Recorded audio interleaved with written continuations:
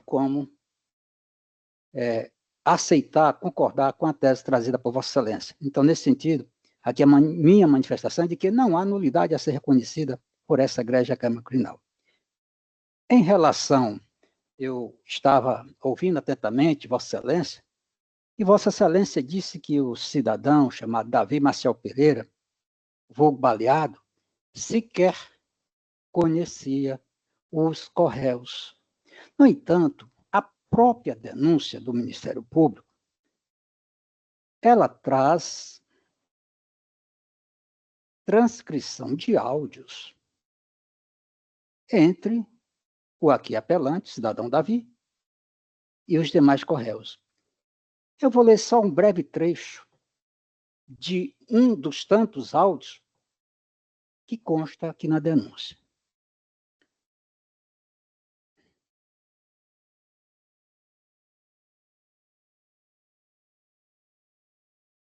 A transcrição é a seguinte.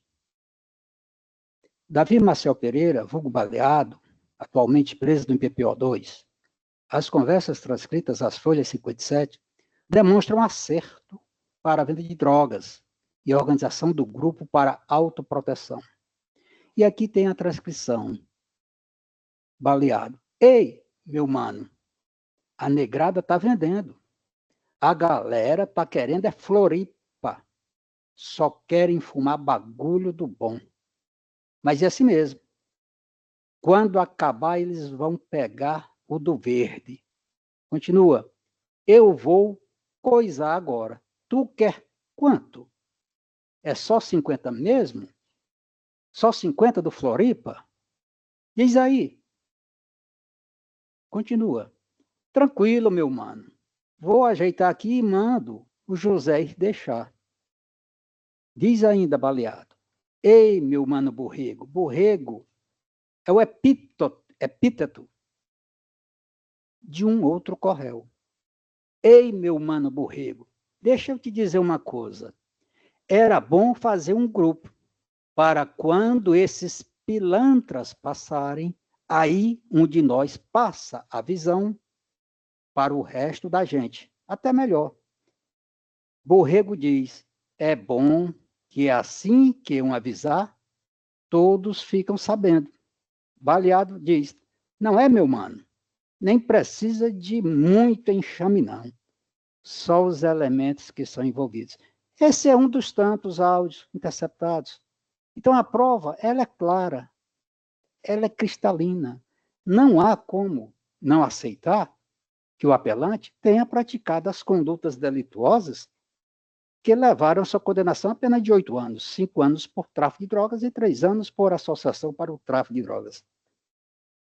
Em relação, doutor Reginaldo, pedindo venha também a Vossa Excelência trouxe aqui um argumento de que o apelante foi condenado 2 vezes pelo mesmo fato. Qual é o fato? Participar de organização criminosa. Lei 12.850.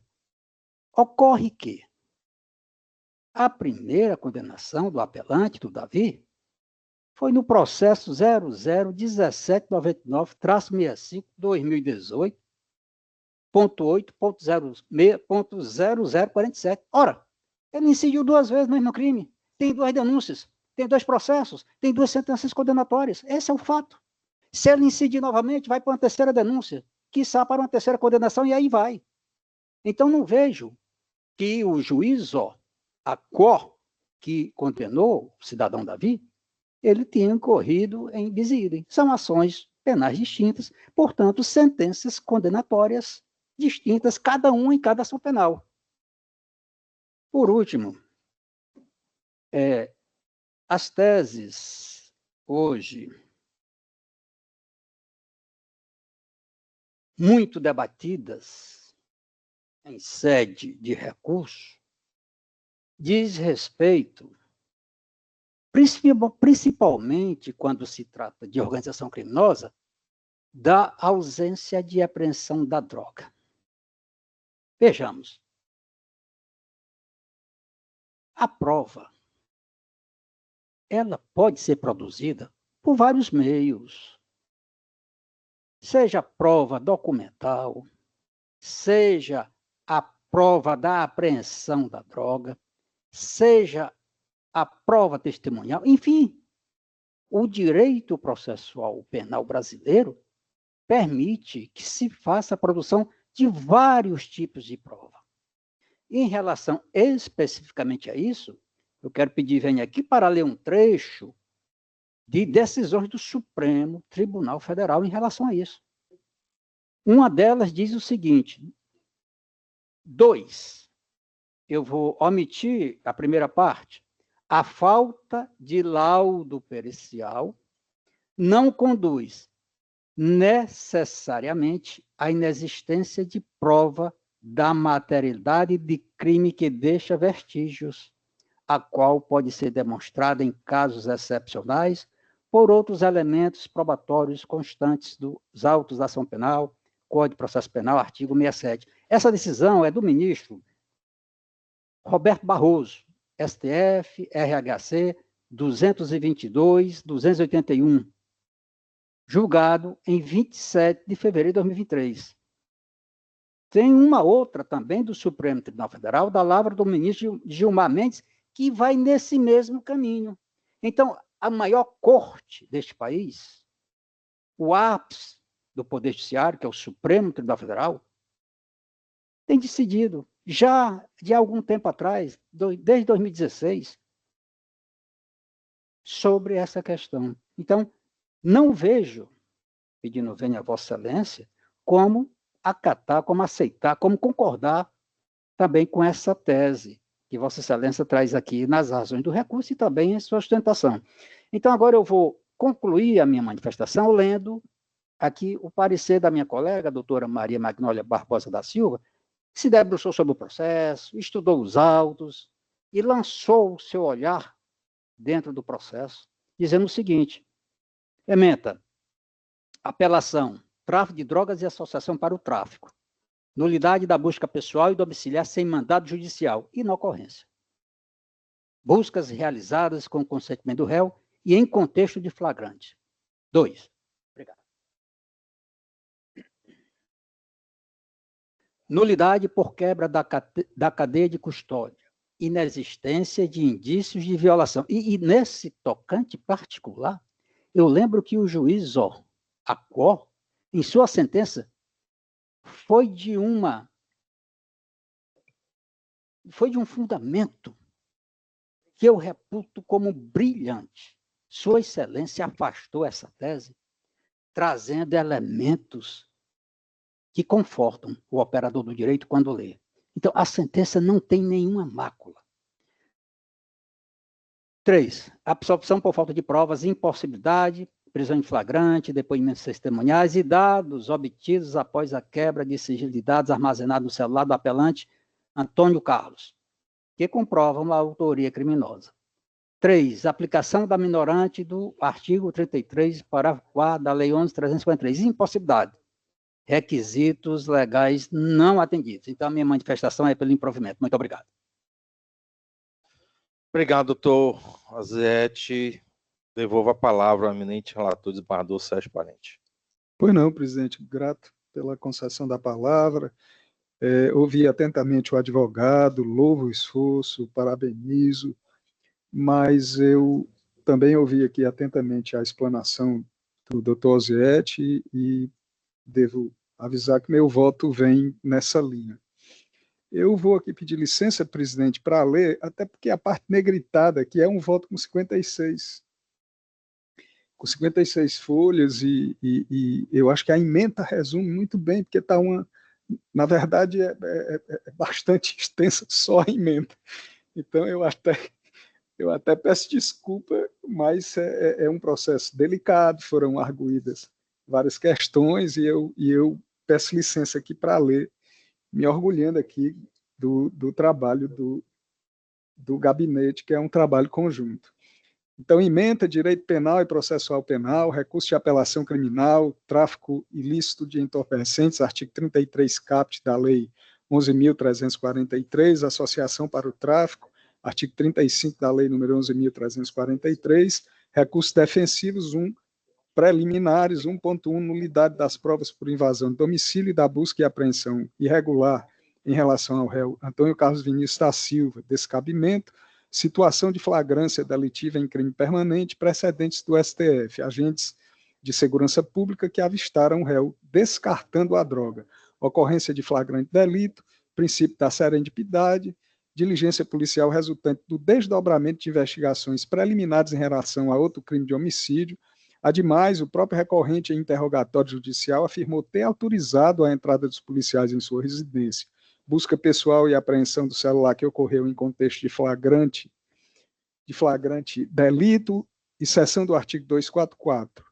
1.2, alegação de fishing expedition, pesca probatória e de contradição nos depoimentos dos policiais, inocorrência, descoberta do entorpecente no momento do descarte, flagrante em crime permanente, encontro fortuito de provas admitido pela jurisprudência pátria, validade dos depoimentos policiais, quando as versões apresentadas são corroboradas por outros elementos de provas, defesa que não demonstrou a contradição precedentes.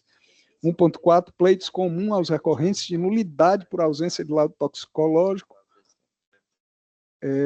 definitivo, rejeição, laudo definitivo presente para o crack, folha 98, que confirma a natureza ilícita da substância e laudo preliminar tecnicamente sólido para atestar a natureza da maconha, folhas 8.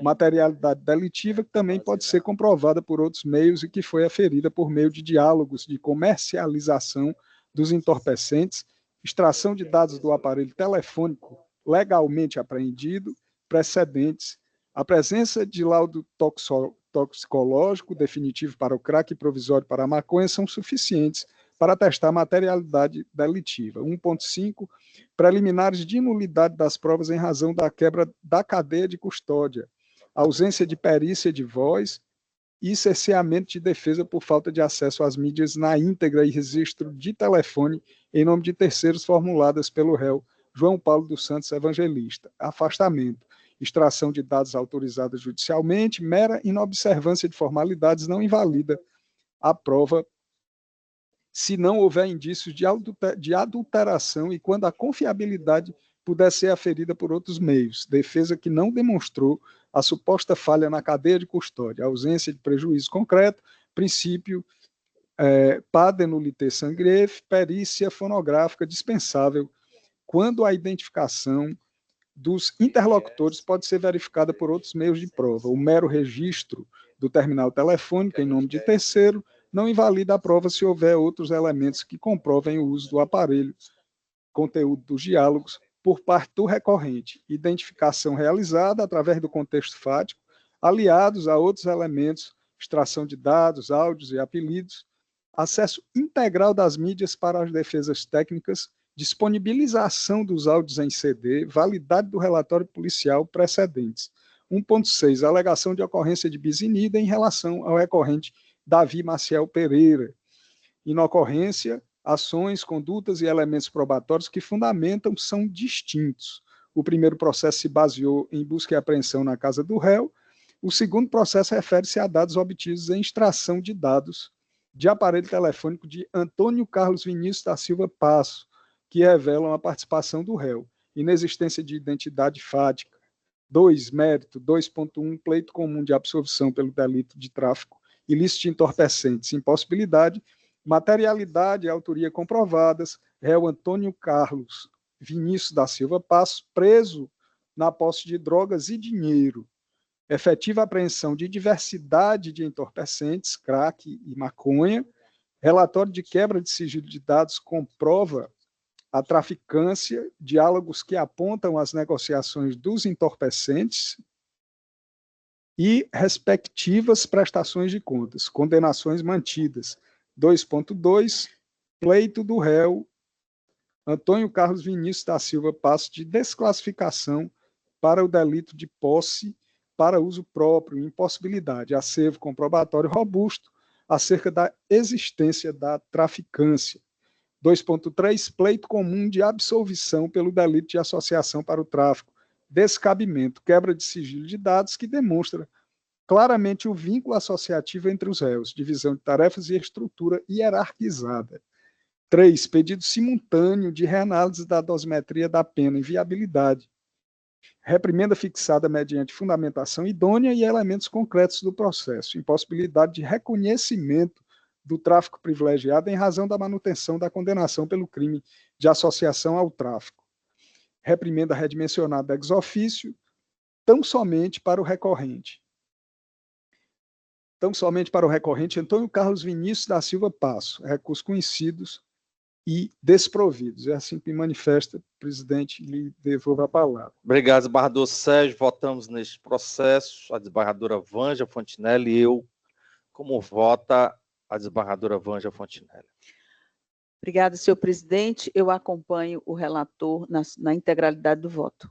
Obrigado, desembargadora Vângela. Eu também acompanho o eminente relator. Trouxe aí uma densa fundamentação jurídica e razão pela qual eu adiro integralmente ao bem lançado voto de sua excelência. Proclamo o resultado. A turma julgadora, por unanimidade, resolve conhecer e desprover o recurso nos termos do voto do eminente relator. Julgamento encerrado. Doutor Reginaldo, excelência, boa tarde. Parabéns e rememoro mais uma vez a obrigatoriedade de vestibular quando a sustentação oral na forma também virtual. Seja sempre. Obrigado. Vamos ao item 10, apregou o item 10, apelação crime 0097 660-41-2015, 806-0158, número 82 da pauta 21 de relatoria desembargadora Vângela Fontinelli, apelante Francisco Osivaldo da Silva Souza, advogados os doutores Abdias de Carvalho Rabelo e Márcio Ferreira de Oliveira. Doutor Abdias ou doutor Márcio se encontra na sala? Doutor Márcio Oliveira, se ela está na sala virtual. Pois não. Doutor Márcio também, seja bem-vindo, mas também rememoro aqui a obrigatoriedade de vestibular quando da sustentação oral, ainda que de forma virtual, cumprindo assim o regimento interno desta corte. Consulto Vossa Excelência, doutor Osiete, só um minuto, doutor Márcio, que o doutor Zé deu uma saída aqui. Nós vamos dar continuidade já já. Peço... Pois não. Posso só falar?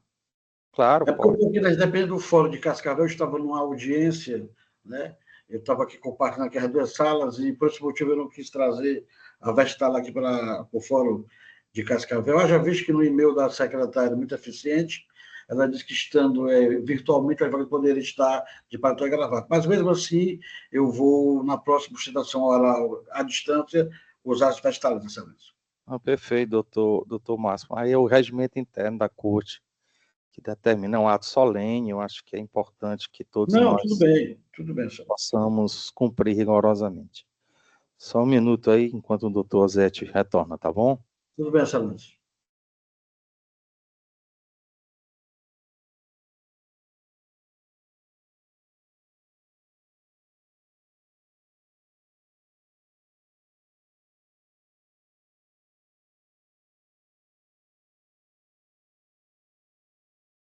Vossa Excelência está em Cascavel ou ainda... No Fórum de Cascavel, porque tem uma instrução criminal de um processo do artigo 207A, eu compartilho aqui as duas salas, por isso que eu não quis trazer para cá, né, a Veste está lá, porque podia haver alguma, né, coincidência, juiz, né, eu vim aqui com a Veste lá para fazer uma audiência de instrução, por esse motivo eu não quis trazer a Veste.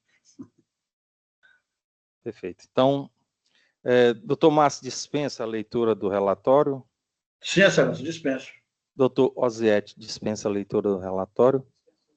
Pois não. Então, concedo a palavra ao doutor Márcio Ferreira de Oliveira para a sustentação oral. Com a palavra, Vossa Excelência. Excelentíssimo senhor desembargador presidente da Augusta Segunda Câmara Criminal do Tribunal de Justiça do Ceará, Sua Excelência, desembargador Francisco Eduardo Torquato Escorça Fava. Me dirijo também, nesta tarde, ao excelentíssimo senhor desembargador Sérgio Luiz Arruda Parente, também a desembargadora Vângela Fontinelli Pontes, que é a relatora desta apelação. Também me dirijo aqui à secretária, a doutora Ana, aos serventuários, aos advogados que estão virtualmente, e algum advogado ainda aí presencialmente aí no Tribunal de Justiça. Excelência, essa apelação em que o apelante, senhor Francisco Osivaldo da Silva Souza, foi condenado, né, pelos crimes supostamente praticados, esculpidos nos artigos 2º, parágrafo 2º da Lei 12.850/2013, artigo 33, né, que é o tráfico de drogas, artigo 35, que é a associação, da Lei 11.343/2006, né, há uma pena de 14 anos e 9 meses de reclusão. E a defesa, inconformada com esta respeitosa sentença, né, dos juízes do colegiado, ela, nessa tarde, apela a Vossas Excelências à síntese factual da defesa. Em primeiro lugar, Excelências e nobre relatora, desembargadora Vângela Fontinelli, primeira nulidade desse processo muito complexo, né, de 3.000 folhas, é a imprestabilidade do relatório de interceptação telefônica. Porque nos autos do presente processo, verifica-se que toda a denúncia foi deflagrada a partir de interceptações telefônicas. Contudo, Excelências, estas não podem ser usadas como provas em virtude das graves irregularidades que comprometem sua integridade e conformidade jurídica. A primeira questão crucial que surge é a ausência de perícia fonográfica, a qual também é imprescindível para que haja o reconhecimento e a identificação induvidosa da voz do senhor Francisco Osivaldo com as vozes presentes nas gravações supostamente interceptadas. Inclusive, abro aqui um parênteses de dizer que esse material, que também foi compartilhado, ele, até o presente momento, ele está em local incerto não sabido. A defesa já requisitou, por mais de uma vez, o acesso à integralidade e o material, segundo o cartório da vara, não conseguiu, até o presente momento, detectar onde estão esses pendrives, todo esse material que foi feito a interceptação telefônica com compartilhamento de dados. Tal perícia é essencial para garantir que as declarações atribuídas ao réu nas conversas telefônicas são, de fato, proferidas por ele. A falta, ilustre procurador doutor Osiete, a falta desse material é imprescindível para que haja o reconhecimento e a identificação induvidosa da voz do acusado. E este exame pericial se daria por meio da comparação da voz do senhor Francisco Osivaldo com as vozes presentes nas gravações supostamente interceptadas. Ademais, outro ponto de extrema relevância é a quebra da cadeia de custódia da prova. A cadeia de custódia, Excelências, consiste na documentação detalhada do percurso da prova, desde a sua obtenção até a sua apresentação em juízo, garantindo, assim, sua integridade e autenticidade. No entanto, no presente caso, não há evidências claras de como as interceptações foram realizadas, quem as conduziu e como foram armazenadas e preservadas até chegar aos autos. A ausência de registros adequados sobre a custódia das gravações telefônicas comprometem, Excelência, seriamente sua admissibilidade como prova, pois não se pode assegurar que não houve adulteração ou manipulação das evidências durante o seu manuseio. Além disso, é necessário destacar a não apresentação das interceptações em sua integralidade. A transparência e acessibilidade ao conteúdo completo das gravações são essenciais para permitir uma análise precisa e contextualizada das declarações atribuídas ao senhor Francisco Osivaldo. A omissão de partes significativas das conversas interceptadas podem distorcer o real significado das declarações proferidas, impedindo que a defesa exerça em seu direito constitucional de contraditório e ampla defesa de forma efetiva. Além do mais, em outro aspecto relevante, que deve ser considerado, é a inobservância dos procedimentos técnicos e legais durante a realização das interceptações. A nossa legislação brasileira estabelece requisitos rigorosos para autorização, condução e controle das interceptações telefônicas, visando proteger os direitos fundamentais dos cidadãos e garantir a legalidade estrita das provas obtidas. A falta de observância desses procedimentos pode invalidar totalmente as interceptações como meio de prova, comprometendo, excelências, a lisura e a justeza do processo penal. Diante do que está sendo falado, a ausência de perícia fonográfica, a quebra da cadeia de custódia da prova, a não apresentação das gravações em sua integralidade e a violação dos procedimentos legais são fatores determinantes, excelências, que ensejam a exclusão, o desentranhamento e a exclusão das ditas interceptações dos autos.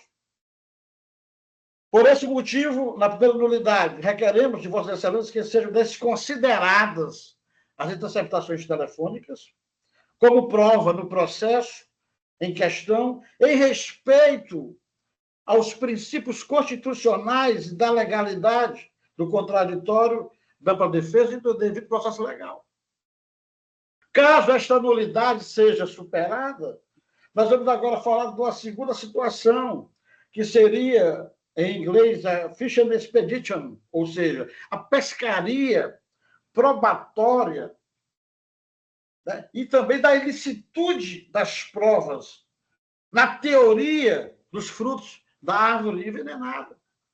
Eu lanço a rede no meio do mar, numa linguagem bastante rasteira, e quero pegar alguma coisa. O que vier, eu vou puxar na minha pescaria, e aí eu vou, né, numa pescaria aleatória, aí eu vou trazer, na visão, com todo o respeito do Ministério Público em sede de primeiro grau, e agora do ilustre procurador oficiante da segunda Augusta Câmara Criminal, eu vou agora pegar essas provas e vou agora formular como formular a denúncia e o órgão apelante pega quase 15 anos de reclusão em um processo que as provas não foram produzidas dentro do que determina o Código de Processo Penal. A Constituição Federal, diante de tudo isso que já foi relatado, é indubitável que a produção das provas desse processo configura Fishing Expedition, que, de acordo com as palavras da desembargadora Marluce de Araújo, nos autos da apelação de número 005015679/2020, 806.0088, ins verbis.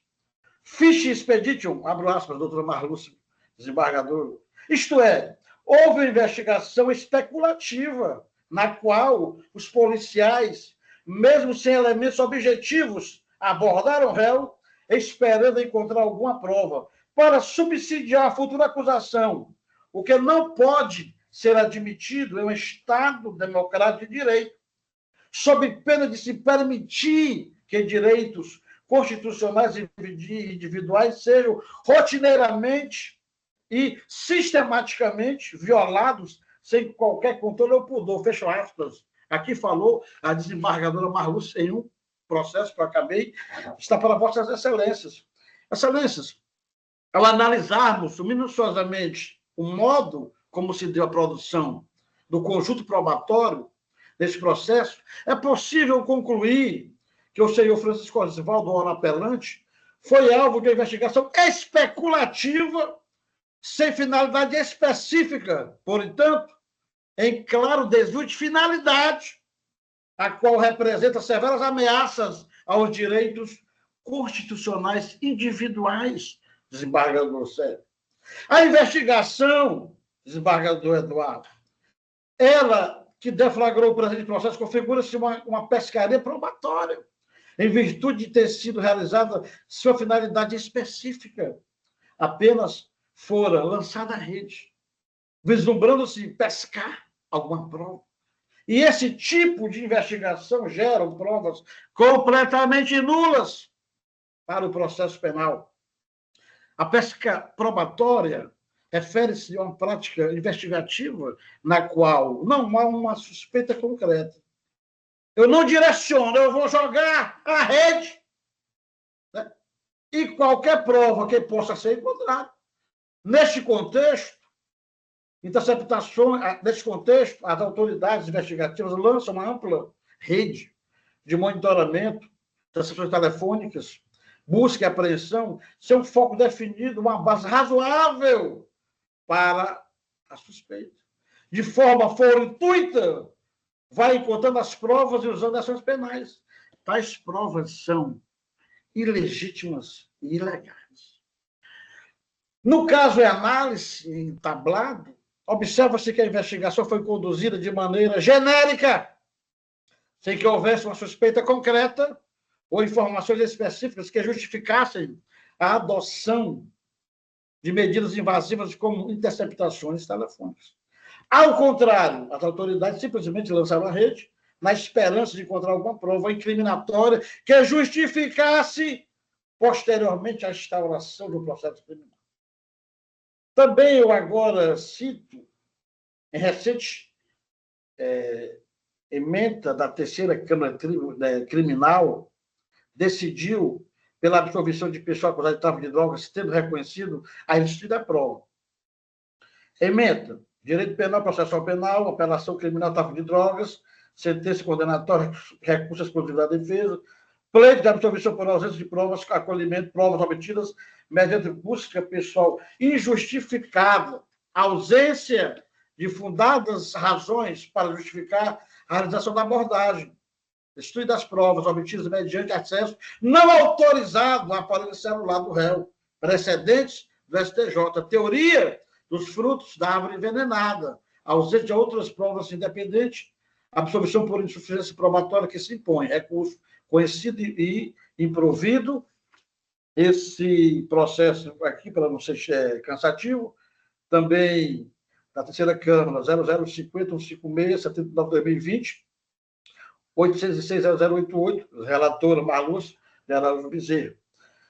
Também no habeas corpus, Excelência 66-3055, de Mato Grosso, 2021, a quinta turma do STJ decidiu que esse tipo de violação das provas, elas não podem ser acatadas. Portanto, a defesa pede, já nesse minuto que me resta, 1 minuto e 20, a imprestabilidade das estações telefônicas, que reconheçam que houve a ficha de expedition, né, que é a pesca probatória, absolveu o réu do tráfico de drogas, associação para o tráfico, devido à ausência de materialidade probatória, absolveu o réu da OFCRI, haja visto que não existe a materialidade delitiva, não existe droga, tudo foi baseado na interceptação telefônica, não existe o material apreendido, não existe outras vertentes que possam concatenar que realmente havia o tráfico, havia associação e que o ora apelante deve e merece ser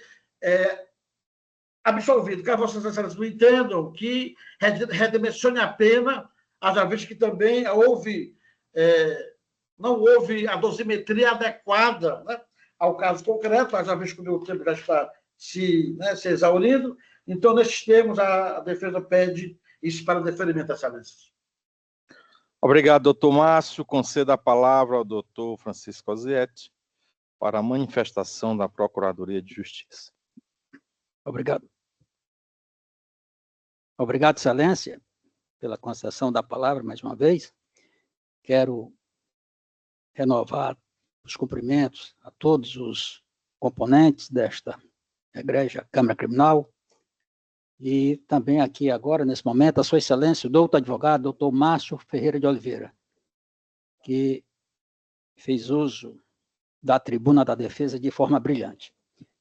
Essa ação penal, ela tem em seu polo passivo nada mais, nada menos do que 22 réus. E ela perpassa sobre uma situação que eu diria gravíssima, lá na cidade de Russas.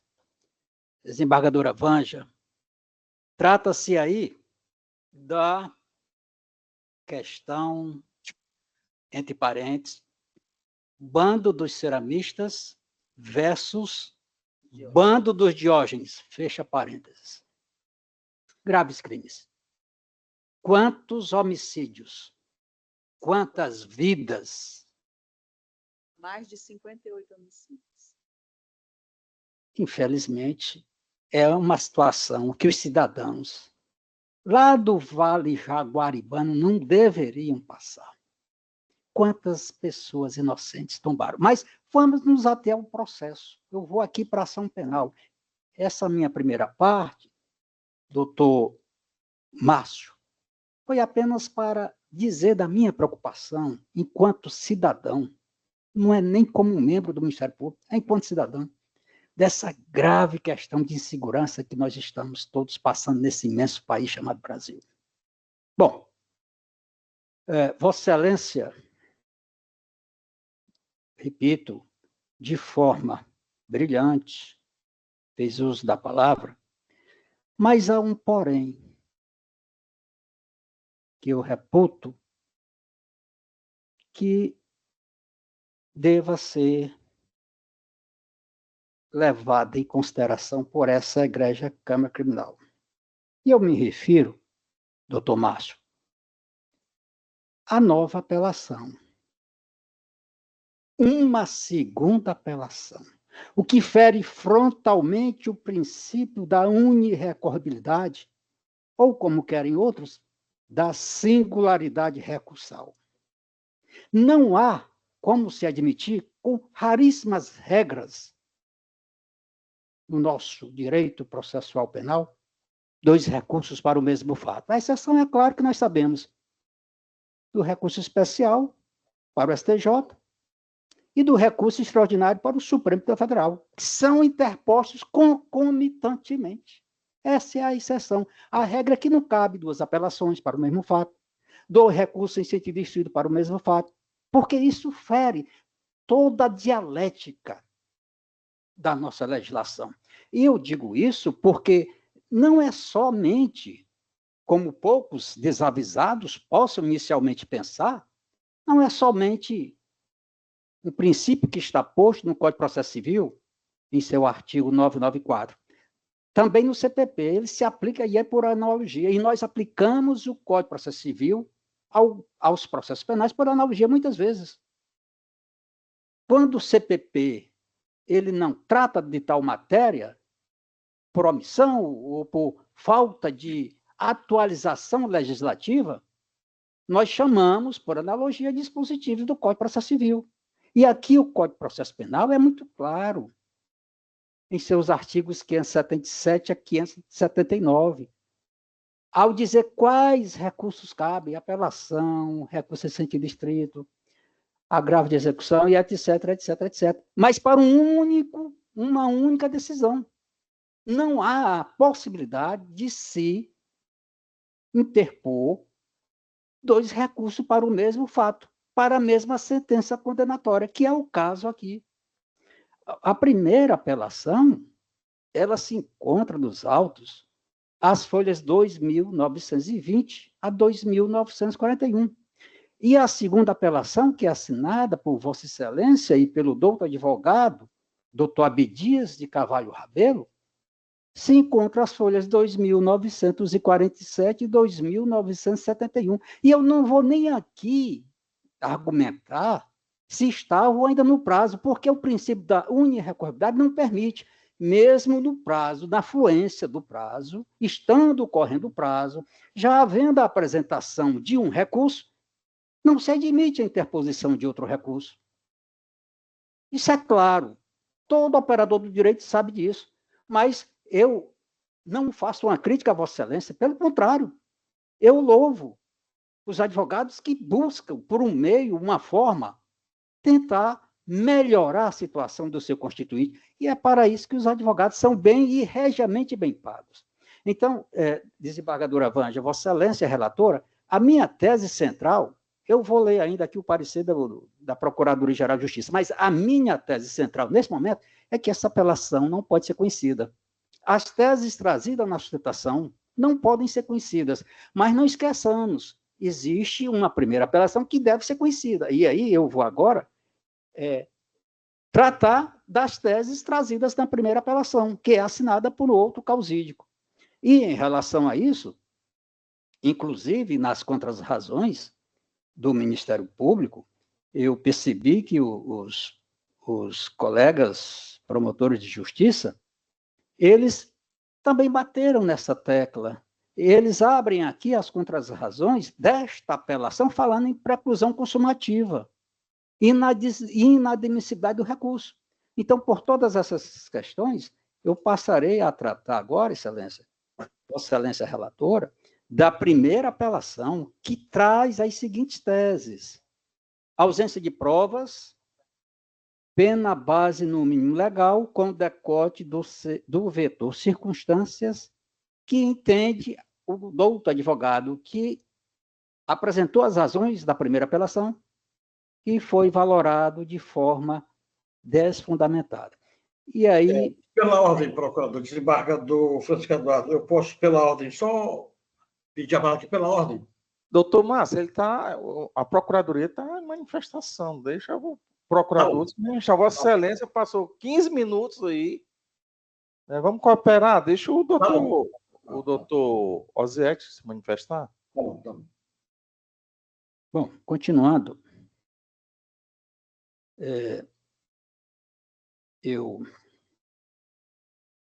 quando li esse processo, eu confesso que realmente eu fiquei preocupado com a situação lá desse município. E aqui existem vários diálogos, existem provas que abundam e que demonstram, não só o apelante, como os corréus, que praticaram os delitos pelos quais restaram denunciados e, posteriormente, restaram condenados. Então, não vejo como acatar a tese da primeira apelação de que não há provas nos autos. Muito pelo contrário, a prova é abundante. O parecer da Procuradoria-Geral de Justiça, ele está acostado às folhas 3.120 e 3.180. Só o parecer são 60 laudas. Isso demonstra uma imensa responsabilidade do Procurador de Justiça, doutor José Raimundo P. de Freitas, que se debruçou sobre esse calhamaço de quase 4.000 folhas para esmiuçar, para procurar se efetivamente as razões de apelação teriam fundamento suficiente para ou absolver ou para fazer o decote das circunstâncias do crime que foram negativadas na sentença. Então, pedindo aqui, venha, só a ementa são 2 laudas. Eu vou apenas aqui ler a parte que interessa ao apelante, que é o cidadão chamado Francisco Osivaldo, e o parecer diz assim: recurso de Francisco Osivaldo da Silva Souza, organização criminosa armada, tráfico e associação para o tráfico. Pleito absolutório com fundamento na ausência de provas suficientes para a condenação. Materialidade e autoria comprovadas, depoimento testemunhal e de gravações telefônicas que apontam o recorrente como autor dos crimes, provas suficientes, precedentes, não acolhimento. Pleito de redução da pena base com fundamento na indevida valoração negativa das circunstâncias judiciais. Culpabilidade, circunstâncias e consequências do crime devidamente valoradas, não acolhimento. Parecer pela rejeição da preliminar e no mérito pelo improvimento das separações. Isso, desembargadora Vângela, o parecer está centrado, o doutor José Raimundo Pinheiro de Freitas, que eu acabei de ler somente essa parte, nas primeiras razões de apelação. E aqui eu adito o parecer, nesse momento, para requerer a esta egrégia Câmara Criminal que não conheça o segundo recurso de apelação por ferir de morte o princípio da unirrecorribilidade. É a minha manifestação. Muito obrigado. Obrigado. Presidente, pela ordem, presidente. Posso? Qual é a questão de ordem, doutor Márcio? Excelência, as folhas 2.972, a desembargadora Vângela Fontinelli Pontes, ela recebeu a apelação assinada pelo doutor Abdias de Carvalho Rabelo, as folhas 2.972, excelência. Ok. Com a palavra, a eminente relatora. Obrigada, senhor presidente. O doutor Aziete levantou uma questão aí bastante interessante que me suscitou, inclusive, retirar o processo, adiar o processo para examinar. Mas, em conversa com a assessoria, eu verifiquei aqui que há um dos réus que não está nesse recurso, que realmente fez 2 recursos. Houve o recurso em duplicidade. No caso aqui, esse recurso, o processo são 22 réus, e no caso desse, são apenas 6 os recorrentes, que não é um dos que o doutor Aziete mencionou. Então, por essa razão, eu vou julgar o processo agora. Então, são 2 apelações, é isso? Não, referente a um que não está aqui nos 6. É um outro recurso. Então, eu ouvi pela ordem. Pois não, doutor Aziete. A minha manifestação centrou-se no sentido de não conhecer o recurso do cidadão Francisco Osivaldo, porque ele apresentou 2 apelações, não conheceu o segundo. O senhor Francisco Osivaldo o segundo é esse. Apresentou 2 apelações e a sustentação oral da defesa foi feita exclusivamente na segunda apelação. E aí eu fiz a minha manifestação no sentido de não conhecer esta, mas conhecer a primeira. E que a primeira seja improvida. Obrigado. Entendi. Bem, então eu parabenizo o advogado, o doutor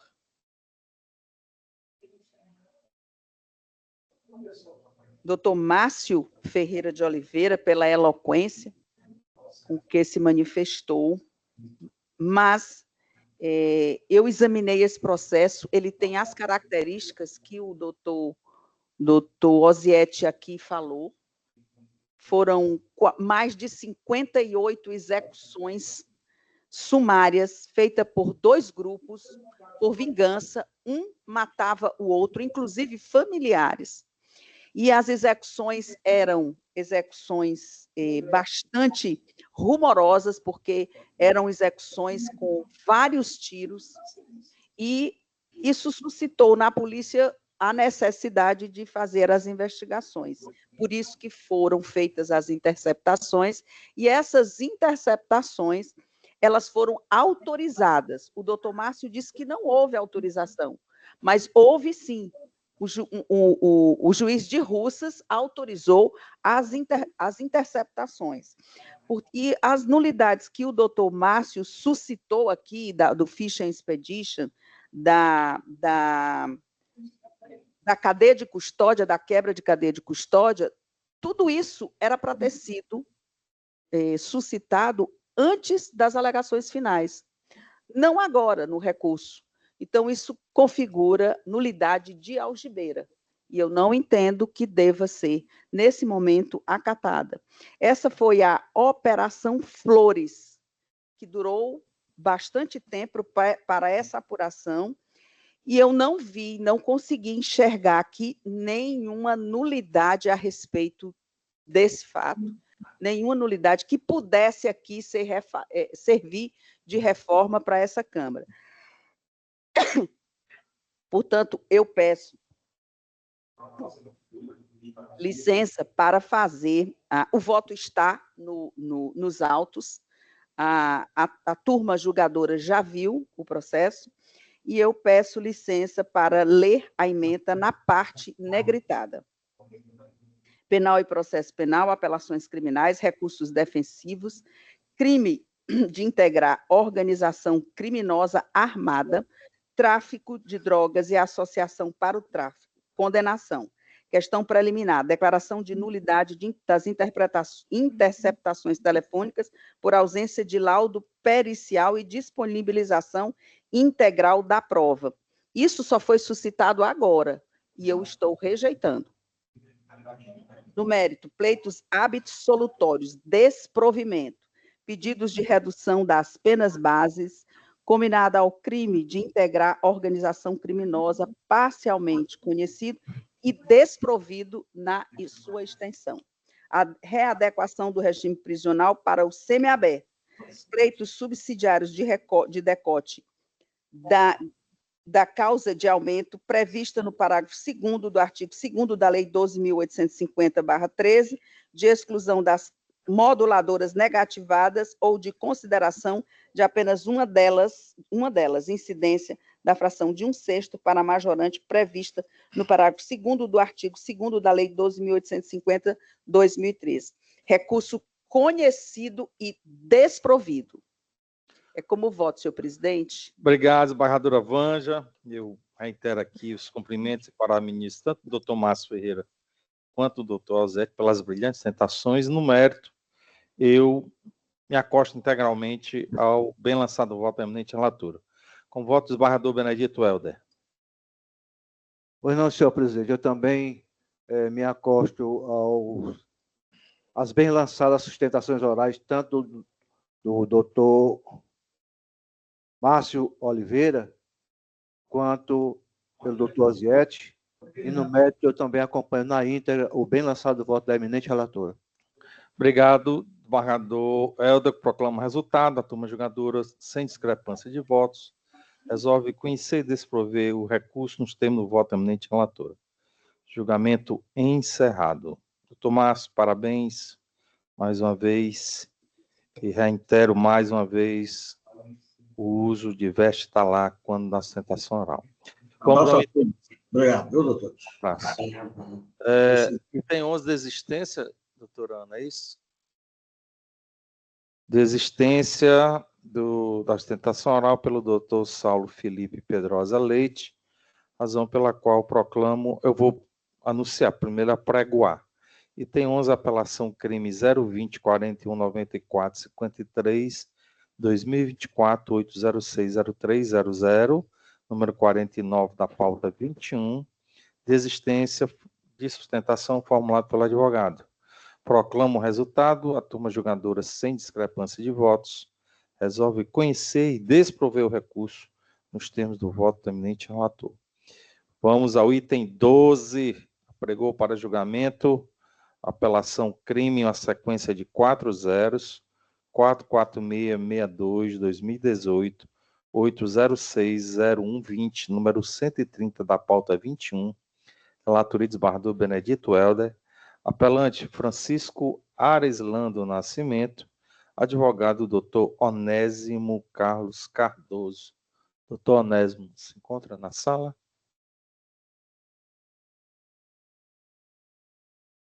Doutor Onésimo Carlos Cardoso, convido a ocupar a tribuna virtual para a sustentação oral.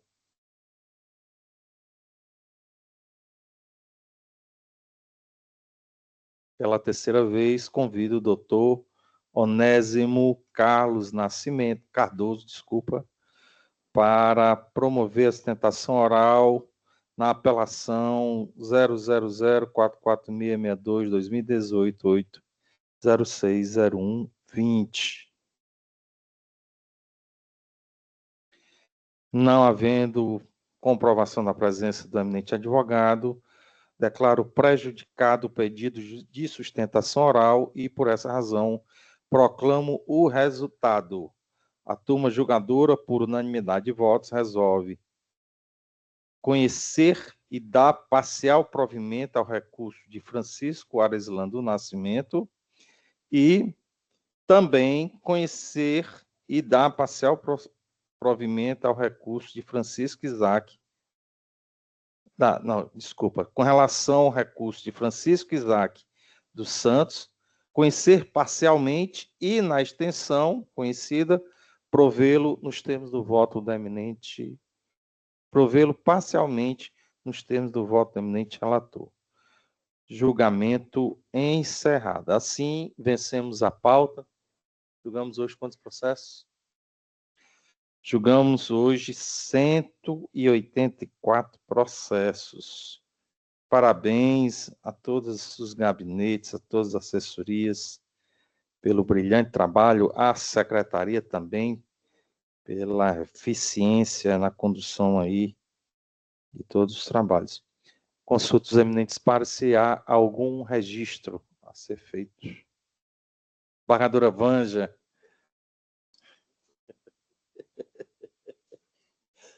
Nossa relatora oficial. E não, hoje não temos registro. Então, colegas, nada mais havendo a tratar, eu declaro encerrada a presente sessão, desejando um bom feriado a todos, com muita paz e muita alegria. Sessão encerrada.